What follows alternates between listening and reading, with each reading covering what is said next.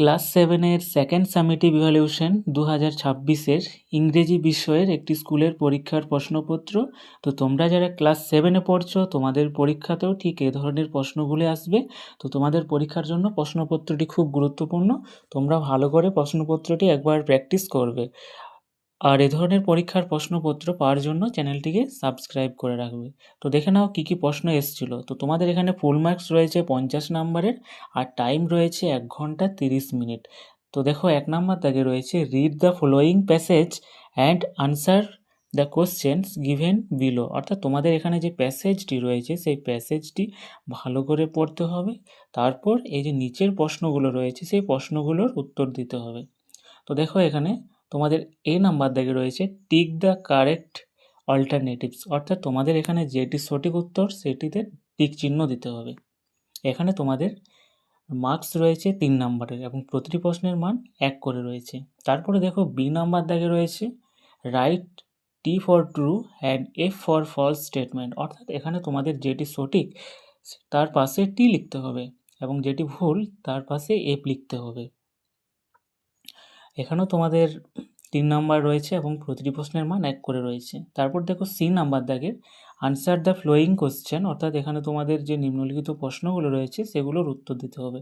এখানেও তোমাদের 1 মার্কস করে রয়েছে। তারপরে দেখো ডি নাম্বার দাগে রয়েছে find the synonym of the following words and the passage. অর্থাৎ এখানে তোমাদের সিনোনিম লিখতে হবে। এই যে ক্রল রয়েছে এর সিনোনিম কী হবে তোমাদের এই যে প্যাসেজ থেকে কিন্তু লিখতে হবে খুঁজে।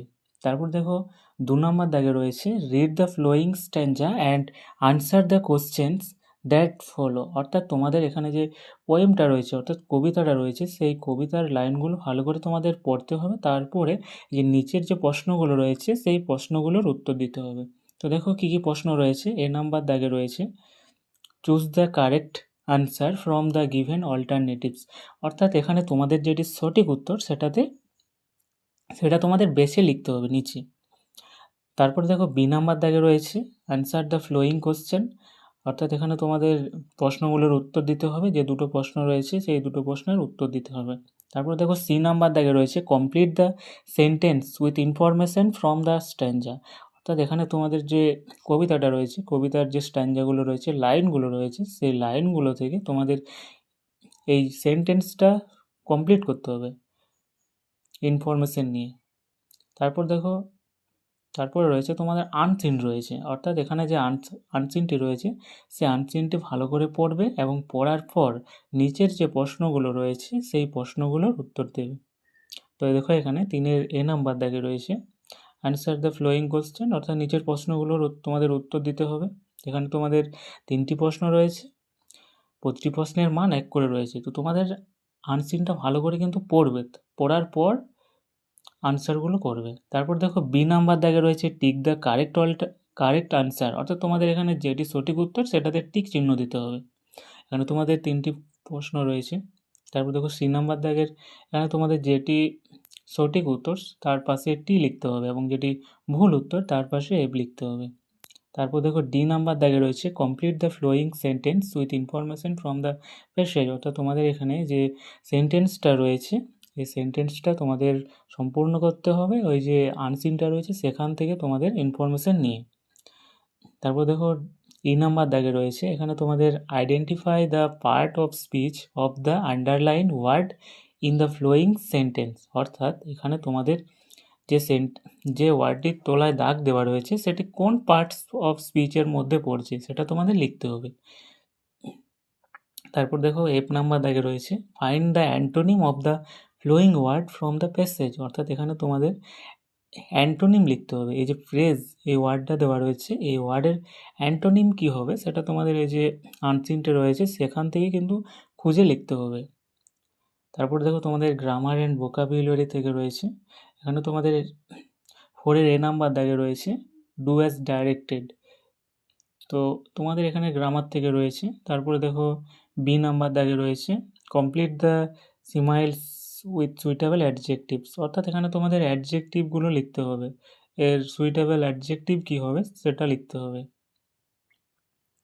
তারপর দেখো সি নাম্বার দাগের সাফিক্স অর প্রিফিক্স লিখতে হবে তোমাদের। এই যে সেন্টেন্সগুলো, এই ওয়ার্ডগুলো রয়েছে, হোল, এগ্রি, এদের কিন্তু সাফিক্স থেকে প্রেফিক্স করতে হবে অথবা প্রেফিক্স থেকে সাফিক্স করতে হবে। তারপর দেখো ডি নাম্বার দাগে রয়েছে fill in the blanks with suitable models, অর্থাৎ এখানে তোমাদের যে মডেল ভার্বগুলো রয়েছে সেটি তোমাদের বসাতে হবে। এখানে তোমাদের যে শূন্যস্থানটি রয়েছে সেখানে তোমাদের কোন মডেলটা বসবে সেটা তোমাদের কিন্তু বসাতে হবে, ভালো করে পড়বে তারপর বসাবে। তারপর দেখো ই নাম্বার দাগের choose the correct option of the given verb forms, অর্থাৎ এখানে তোমাদের যেটা সঠিক ভার্ব ফর্ম রয়েছে সেই সঠিক ভার্ব ফর্মটি তোমাদের কিন্তু লিখতে হবে। তারপর দেখো এফ নাম্বার দাগে রয়েছে underline the adverbs in the flowing sentence, অর্থাৎ এখানে তোমাদের কোনটি অ্যাডভার্বস রয়েছে তার তলায় কিন্তু তোমাদের দাগ দিতে হবে। তারপর দেখো জি নাম্বার দাগে রয়েছে fill with present or past perfect tense, এখানে তোমাদের কোনটি present, fill with present or past perfect tense, অর্থাৎ এখানে তোমাদের প্রেজেন্ট এবং পাস্ট পারফেক্ট টেন্স হিসাবে শূন্যস্থানটি তোমাদের পূরণ করতে হবে। তারপর দেখো এইচ নাম্বার দাগে রয়েছে ওয়ান ওয়ার্ড সাবস্টিটিউশন, এখানে তোমাদের ওয়ান ওয়ার্ড সাবস্টিটিউশন যেগুলো রয়েছে আমাদের সেগুলো করতে হবে।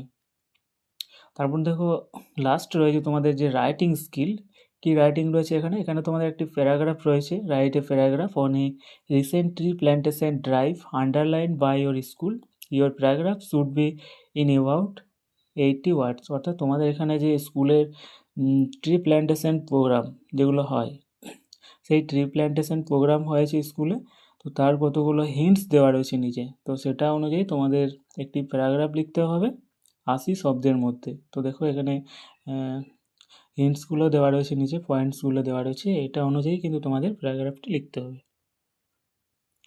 তো এই ধরনের ভিডিও পাওয়ার জন্য চ্যানেলটিকে অবশ্যই তোমরা সাবস্ক্রাইব করে রাখবে, আর ভিডিওটি থেকে যদি তোমরা